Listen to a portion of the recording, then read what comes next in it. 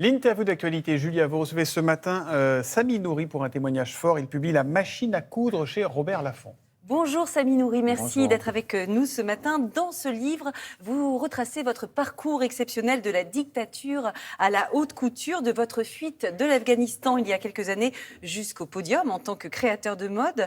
Alors on va dérouler l'histoire ensemble. À l'âge de 5 ans, votre frère est assassiné en Afghanistan et vos parents décident alors de fuir le pays avec vous pour l'Iran. Est-ce que vous avez déjà des souvenirs, vous aviez 5 ans, de ce premier exil ? Souvenirs, j'ai pas beaucoup parce que j'étais enfant, mais c'est juste les poussières, les tenues traditionnelles. J'ai très peu de souvenirs, quoi, parce qu'on était tout le temps à la maison. Mais, Et quand il a fallu fuir, vous vous souvenez de ce moment de... oui, très peu, parce que j'étais quand même très jeune. Mais ce dont vous vous souvenez, par contre, c'est que dans vos bagages, avec vos parents, il y avait quelque chose, un objet qui est devenu essentiel et qui a totalement bouleversé votre vie. Est-ce que vous pouvez nous raconter lequel ? C'était la machine à coudre. En fait, c'est l'objet où il m'a suivi toute ma vie, le matin au soir, même jusqu'à aujourd'hui. Mais votre papa, vous l'avez mis sur les genoux, c'est ça ? Au début, oui. En fait, au début, j'avais un petit machine à coudre et petit à petit, ça devenait une machine professionnelle industrielle. Et c'est vrai que tout au début, j'avais une toute petite machine à coudre. Toute petite machine. Alors, à votre arrivée dans la clandestinité en Iran, vous n'avez pas d'existence légale, vous n'avez aucun droit, vous n'avez pas le droit notamment d'aller à l'école. Et c'est, je crois, à ce moment-là que votre père a décidé de vous apprendre la couture, mais dans un objectif bien précis, lequel ? En fait, c'était vu qu'on n'avait pas le droit de faire quoi que ce soit, on travaillait à la maison et au bout d'un moment, j'avais envie d'apprendre, j'avais envie de toucher aux machines, aux ciseaux, aux tissus.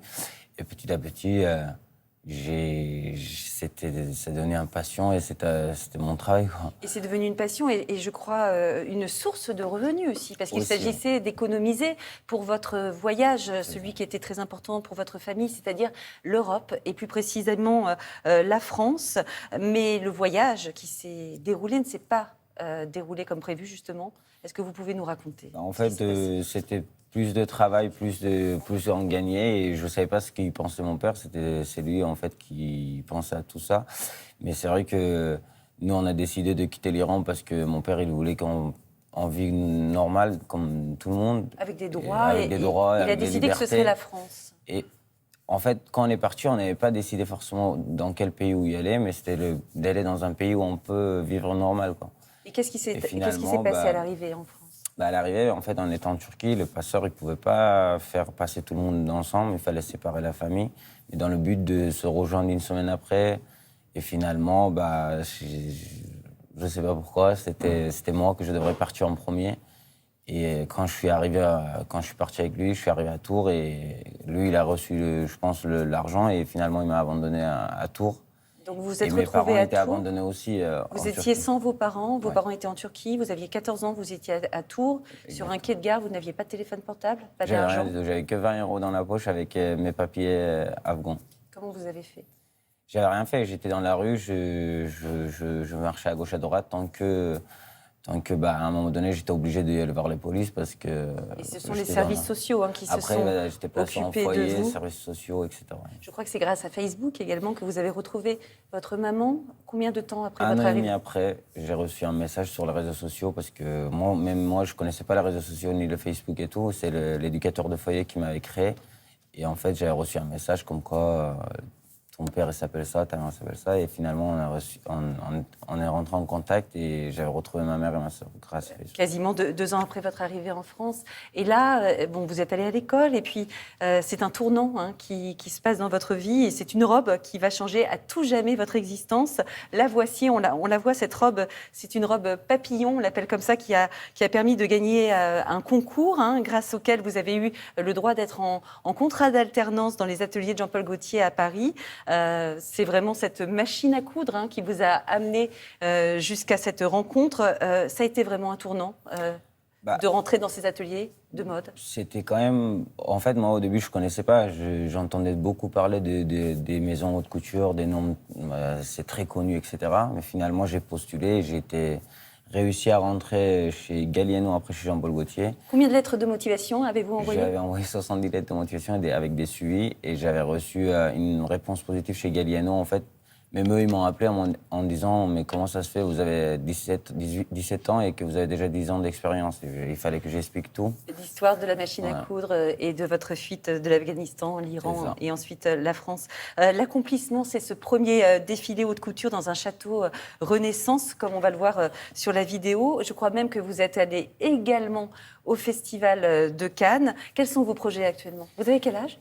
J'ai 26 ans. 26 ans. Et vos projets? Le temps passe vite. Bah, en fait, là, je présente ma prochaine collection le 2 octobre à Paris, à Solum Paris. C'est au pont Alexandre III. C'est un endroit comme une magnifique. Fashion Week, enfin. C'est pendant la Fashion Week, oui. Et en Votre fait, propre défilé? J'ai mon propre défilé. Bah, là aussi, c'est ma propre défilé, mais c'était toujours, j'avais des investisseurs ou des gens qui me soutenaient. Et aujourd'hui, bah, je vais lancer mes projets tout seul. Et je suis fier, quoi, parce que quand je regarde mon passé de 9 ans vécu de l'Afghanistan, aujourd'hui arriver ici faire des projets comme ça, c'est un rêve, quoi, qui se réalise petit à petit. Votre vie va être adaptée également au cinéma. Oui, et ça aussi, en fait moi j'attendais, je ne connaissais pas grand-chose et j'attendais pas raconter ma vie comme ça aux médias, etc. Et j'ai reçu des messages, des propositions, et finalement j'ai accepté. Et vous rêvez de qui pour vous incarner, pour jouer votre rôle? Moi j'aimerais bien qu'il y ait Pierre Ninet qui joue mon rôle, mais après c'est vrai que on se ressemble pas beaucoup, mais avec les maquillages on peut tout faire. Ah, moi je trouve qu'il y a quelque chose. Physiquement on se ressemble, mais c'est vrai qu'après je suis pas... Bon, moi j'aimerais bien en tout cas. En tout cas, l'appel est lancé. Je vais forcément vous poser une dernière question au sujet de l'actualité en Afghanistan, puisque les talibans ont repris le pouvoir depuis un an maintenant. Vous les appelez les méchants barbus dans votre livre. Quel est votre regard aujourd'hui sur votre pays? En fait, c'est la catastrophe. Je pense plus aux enfants et la famille et les femmes surtout qui sont là-bas. Parce que nous, si mes parents ils ont décidé de partir, c'est pour la liberté. C'est vrai que je pense que moi, je regarde beaucoup les actualités sur le réseau. Tout ce qui se passe là-bas, c'est vrai que c'est la catastrophe, quoi. Il n'y a pas de mots à dire. Ça vous peine? Bah oui, parce que c'est dur, surtout pour les enfants et les femmes. Eh bien, merci beaucoup, Samy Nouri, pour votre témoignage et votre expérience, toute cette résilience qui est vraiment très, très émouvante à voir. Alors, je rappelle donc votre livre, La machine à coudre. Merci d'avoir été avec nous. Merci beaucoup.